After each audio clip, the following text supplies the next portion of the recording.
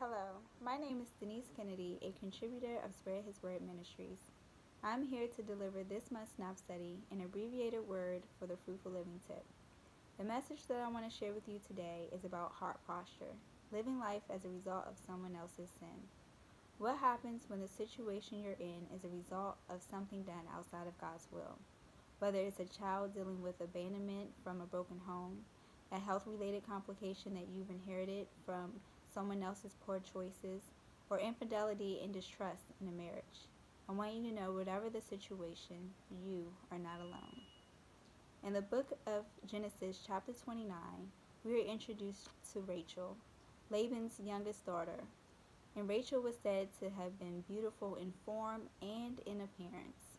When Jacob arrives to Paddan Aram, he meets Rachel and he falls madly in love with her, so much that he agreed to serve Laban 7 years for her hand in marriage, only for Laban to later deceive Jacob into marrying Leah, his oldest daughter, and not Rachel. And Jacob ended up working another 7 years for Rachel's hand in marriage. But the consequences of Laban's decision and his sin caused hurt, bitterness, and jealousy between Jacob, Leah, and Rachel. So I want you to think about how Rachel and Leah felt, especially Leah. She had to live with the fact that she was given to a man who didn't even want her.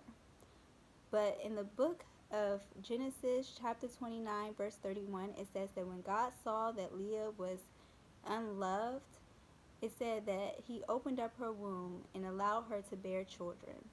So God cared. He saw her, that she was hurt, and he opened up her womb, allowed her to bear children. And each time, Leah opened up her heart towards God, and she worshiped him, and she praised him, and she had a heart posture of faith, humility, and gratitude towards the Lord.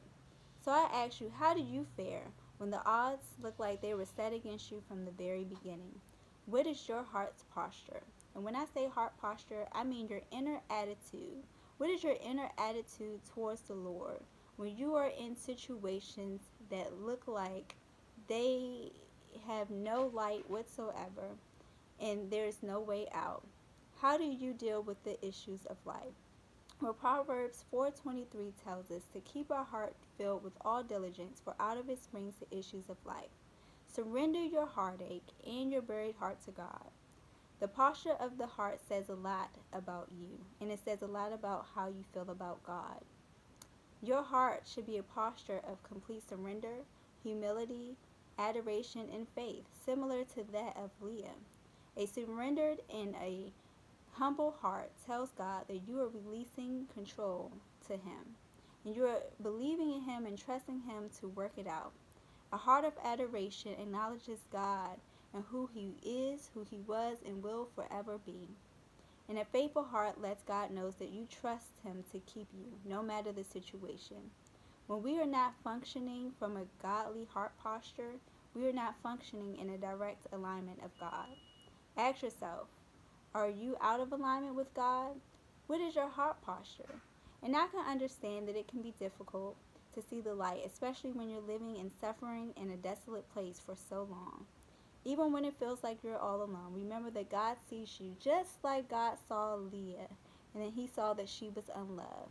And because He knew that she was unloved, He still allowed her to bear children, and Rachel was barren. And Leah, He blessed Leah with 7 children: Reuben, Simeon, Levi, Judah, Issachar, Zebulun, and Dinah. And it was through the line of Leah's son Judah that Jesus Christ would come to save the world. God purposed what wasn't an ideal situation to work out for good. And we know that all things work together for the good of those who love God, to those who are called according to His purpose, in Romans 8:28. So go before the Lord with a postured heart and let Him bless you just like He blessed Leah.